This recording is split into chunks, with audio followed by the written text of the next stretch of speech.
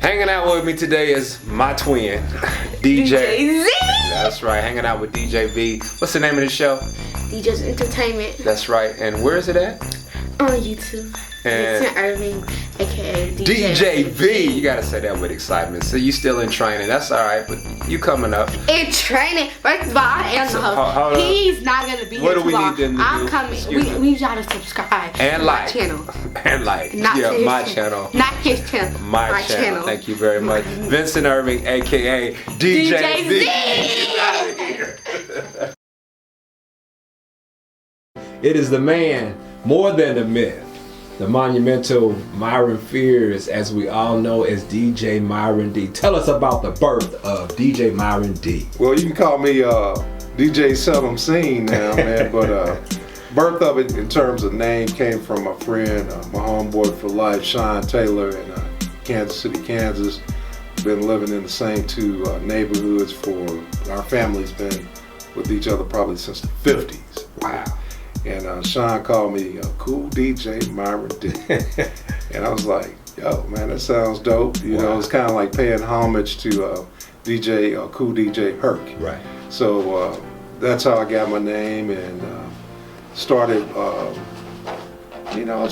DJing in Kansas City, Kansas. I did a couple of house parties. Then I moved into doing college parties. And by what year was that?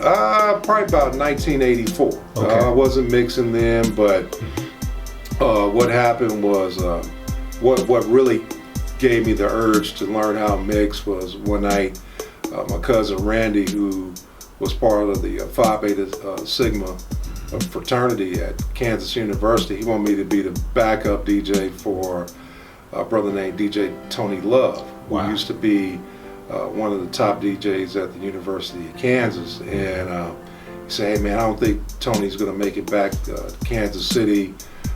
He's flying in from Brooklyn, New York. He said, man, there's a major snowstorm. And he said, man, cousin, I want you to back up. And so I had like 2 small crates of records. It was like, hey, no way I can go through a 4-hour party. But to tell you the truth, Vince, what happened that night changed my life because I never saw a DJ to this day rock a crowd like he did, man. And his thing, he wasn't like a cat that was a scratcher, but he was like a blender, man. He knew how to mix. And, you know, I can tell you the night of the event, it was December 8th, 1984. It was at the Muehlebach Hotel in the Imperial Ballroom, right after the Wichita State KU basketball game that was at Kemper Arena. So Imperial Ballroom is the biggest ballroom in Kansas City back in the day, and pretty much one of the bigger ones still in the city right now. And man, this brother came in, and the first record he put on, it was like a warm-up record for him. He played the long version of Mr. Magic by Grover Washington Jr. And when the record was ending, he said, hello, ladies and gentlemen, this is DJ Tony Love from the Brooklyn NYC, and I'm here to rock you tonight. You can check me out every Sunday on KJHK, the home of Kansas Jayhawk Radio. Now it's time for me to rock the turntables. I'm about to get off the mic, and then now it's time to party. Check me out, y'all. That was the only words this dude said that night, man. Wow. And man, that night, man, I'm gonna tell you this, bro. It was like, man, he broke so many records that night, but not only in the hip hop, but in R&B, and also, you know, even club music, like, you know, stuff like Set It Off by Strafe, you know, stuff that wasn't really big in this area, but it just opened up my mind to, like, man, I'm watching thousands of people just partying to this dude, and how he was blending and just taking people on a ride, man. It's like, man, this dude was cold. And so for me, man, it was like, okay, I need to learn how to mix. And so that put me on the path of mixing. And, you know, so what I would do is I would just take instrumental records and just learn how to align the beats. Gotcha. And then one time I got this mix show, real mixtape. We ain't talking about mixtapes, what they call right now. We're talking about actual cassette tape. Yeah, cassette. Need a cassette mixtape where cats were mixing music. And I studied this mix show from Kiss FM in New York, and man, it's just like everything came in perfectly. Like once they got into the hook and they get out of that 16 bars, bam, the next record started. And I was like, man, let me learn how to do that, because basically it is just, if you know the principles of music, everything goes in 4s, 8s, and 16. So I learned that part of the game, and that's what made me, I felt like I was one of the best mixers in the city. I'm gonna never say that I'm a scratcher, right? But that was my thing. When I went into the party, I'm gonna mix, and then plus, for me, I wasn't a club DJ around here because they don't pay in the clubs. Right. They still don't pay, and I think that's the worst thing a guy could do to make money. But do what you got to do, right? But if you talking about making serious money, I always felt that the mobile game was the best route to go.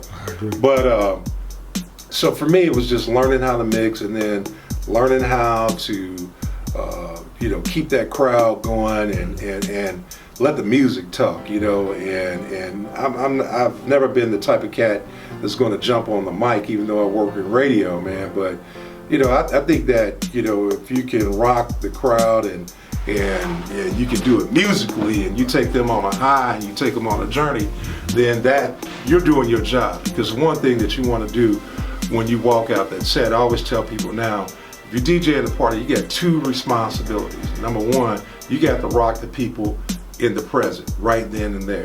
But also you auditioning for the next event. Correct. All right, so if you're doing your stuff right and you're correct with your presentation, and there's a lot of other elements of the presentation, especially if you're on the mobile end, then if people love and love the job that you did, then the people were there, they're going to hire you or they're going to remember you for the next event. So to me, that's how I got my start.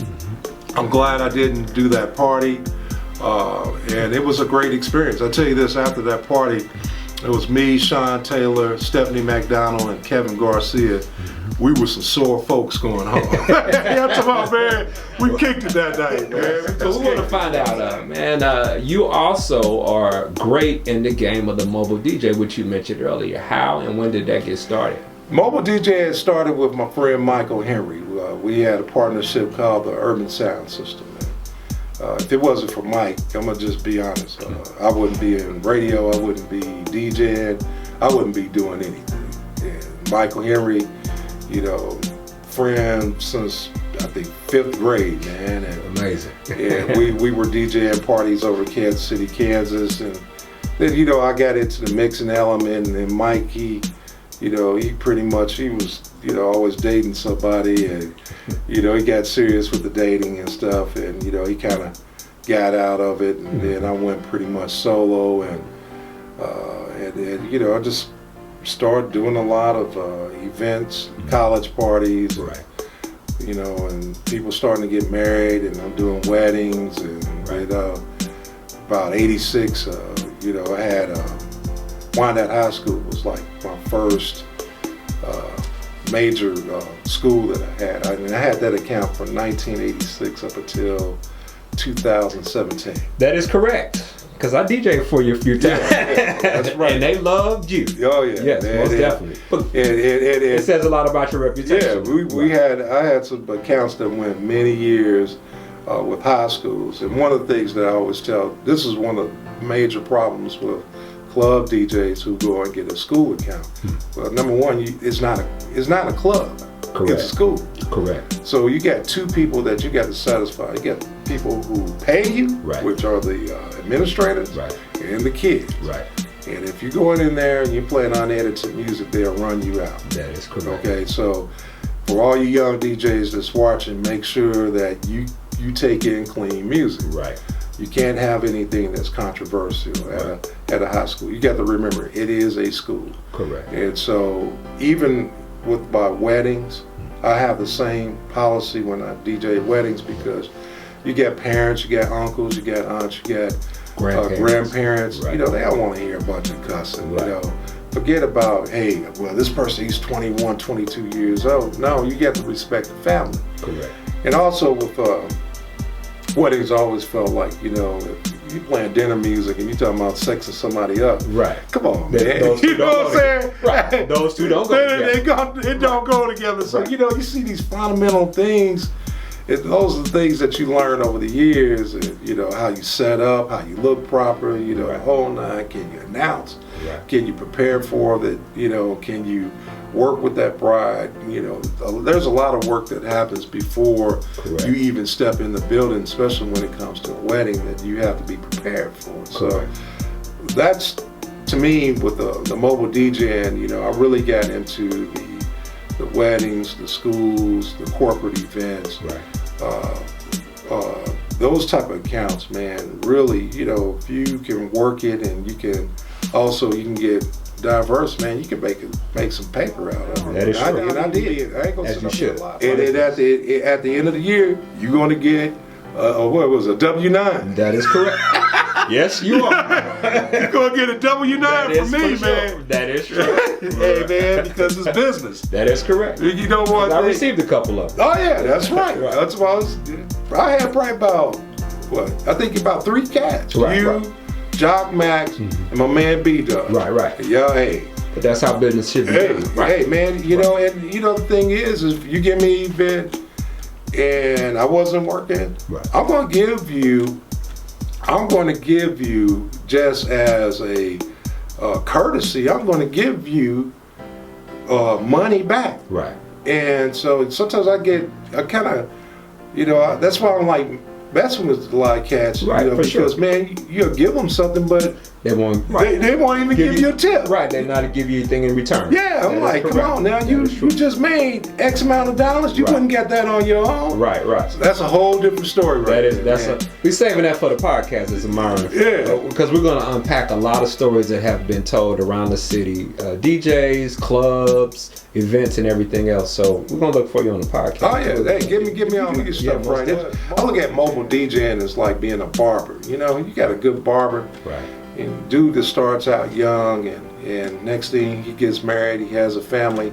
Now he got his kids in there. So if you do your business right on the mobile DJ, you know, you may catch a cat while you were in college. They like what you do, and next thing they're getting married. Bam, you know, you doing their stuff. You doing their anniversary parties. Next thing they got kids. They want you to do something for their kids' school, and you know, the kids' birthday parties and all type of stuff. So, you know, one of the great things, and one thing you got to do, you have to practice great relationships. Correct. And, you know, and it can be a lucrative business, you know, for you that, number one, you know, for me, DJing became a way for me to take care of my family. Correct. And that was it. You know, I wasn't out there to, you know, oh, I'm Myron D. Oh, this is no, man. It ain't all about that. I got my wife. I got my son.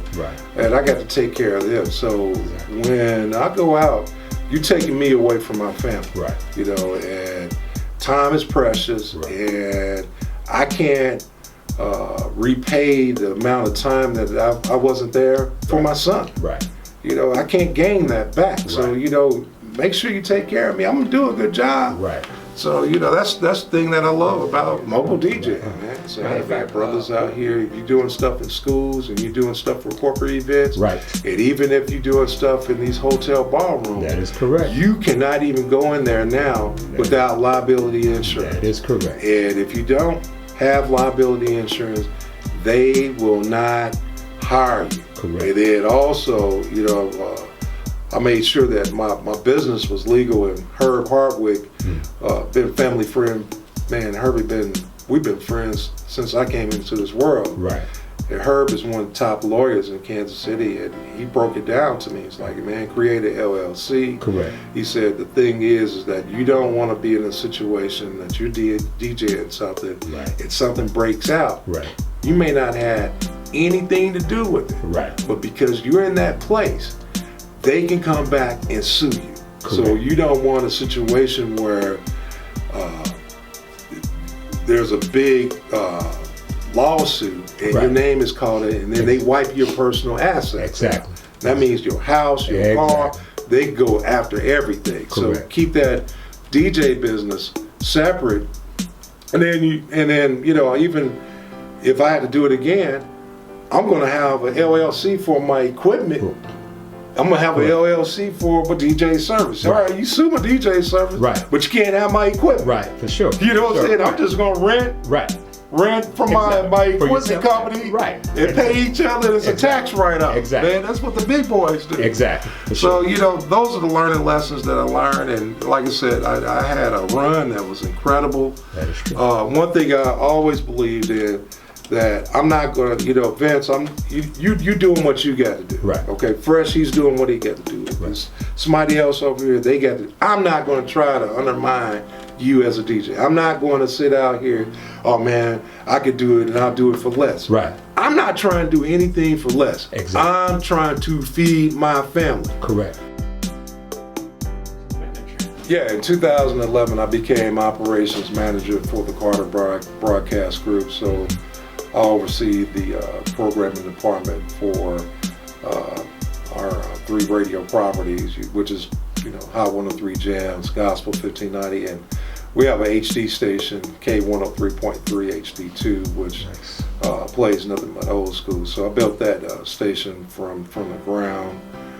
It's an idea that Mike Carter had in terms of playing the greatest hits of the history of KPRS. We don't take it back to 1950, but we'll take it back to the late 60s, and we'll move it up to probably the newest song that we'll play. And we don't play any new music. It's just once a song becomes a recurrent or gold, we'll add it into rotation. And so, for me, since I took on that position, I've been laser focused in terms of learning everything that I need to learn about the business. Okay. Why is it very important that local artists should be, instead of trying to go to the studio and then run something to a radio station, they should be building up their streaming game about their product, because now, if we look at it, streaming, like Spotify, Tidal, Pandora, iTunes, all this stuff, they're the new record stores. Right. For sure. You could do, the one thing I do like about the older DJs is that because we grew up in a different type of environment, and one of the things that I saw about the young DJs, man, they too much into the screen. Right. Instead of looking at the vibe on the floor. Right. It's something that I taught Brian B. Shining a long time ago. He was doing this event down at the Juke House, and this is when he was starting. And Brian is one of the coldest mixers in the city. I agree. And man, he was just into that screen, and I'm sitting up there laughing at him because they've been calling me old man. Right. Oh man, y'all know. And I'm sitting up there, I'm like, this dude's face been in the screen. Right. And for 15 minutes, people been off the floor. Right. Dude, when you gonna look up? Right, exactly. So I pulled him over. I said, hey man, I always look up. Right. Look up. I'm talking about when we did it. Right. We had the headphones. We had the doggone mixer. You had your turntables, and you looking. Right. Exactly. And you watching. And you had a mic. Yeah. Because you knew. Right. Sooner or later, you're gonna have to use that mic. You got to use the mic. So I'm talking about technology is a great thing. Right. I think that you just have to be able to be a student of it, and in this day and age, technology, 2 years, you may be maxed out on it. That is definitely true. MySpace, who talk about that now? You know what I'm saying? What's that, man? Yeah, Facebook is the old people's social media. You know what I'm saying?